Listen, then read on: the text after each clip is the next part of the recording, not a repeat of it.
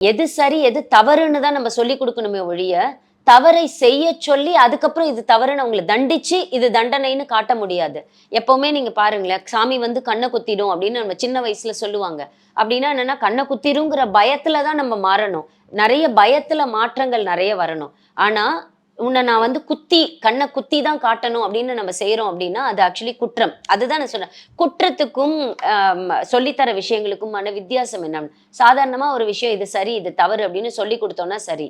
ஆனா, அந்த இதுதான் தவறு அப்படிங்கும்போது, அந்த தவறு அவன் மேல நிர்பந்திச்சு, அவன ஒரு குற்றவாளிய ஆக்கி அதுக்கப்புறம் பண்றோம்ல, அது குற்றம்.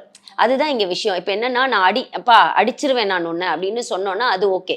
ஆனா, அடிச்சுட்டீங்க அப்படின்னா, அவன் அதனால பாதிக்கப்பட்டுருவான். அந்த பாதிப்புக்கு உள்ளாக்க கூடாதுங்கிறது தான். பட் குழந்தைங்கள பொறுத்தவரைக்கும் என்னன்னா, இந்த பாதிப்பு வெறும் உடல் ரீதியா மட்டும் இருக்கிறது முக்கியம் இல்ல. மன ரீதியாவும் குழந்தைங்களுக்கு எந்த விதமான பாதிப்பையும் உண்டாக்கக்கூடாது அப்படிங்கிறனால தான் நம்ம ஸ்கூலுக்கே அனுப்புறோம். ஒரு ஸ்கூல்னா ஒரு காமன் பிளாட்ஃபார்ம். எல்லா குழந்தைங்களுக்கும் ஒரே மாதிரியான எஜுகேஷன் போகும். எல்லா குழந்தைங்களையும் ஒரே மாதிரி பார்த்துக்குவோம். இந்த குழந்தைக்கும், அந்த குழந்தைக்கும் மன ரீதியா எந்த வேறுபாடும் இருக்காது அப்படிங்கிறனால தான் நம்ம அங்க அனுப்புறோம். நல்லவன் இருப்பான், கெட்டவன் இருப்பான், பணக்காரன் இருப்பான், ஏழை இருப்பான். எல்லாரும் ஒரே மாதிரி கத்துக்கணும், ஒரே மாதிரி விஷயங்கள தெரிஞ்சுக்கணுங்கிறது தான். ஆனா அங்கேயும் நம்ம ஒரு பாகுபாடு பார்த்து, இவன இப்படி, அவன அப்படின்னு சொல்றதும், இல்ல அவங்கள தண்டிக்கிற லெவலுக்கு போறதும் வந்து, இந்த காலகட்டத்தில இல்ல, எந்த காலகட்டத்திலயுமே ஏத்துக்க முடியாத ஒரு விஷயம் தான் அது.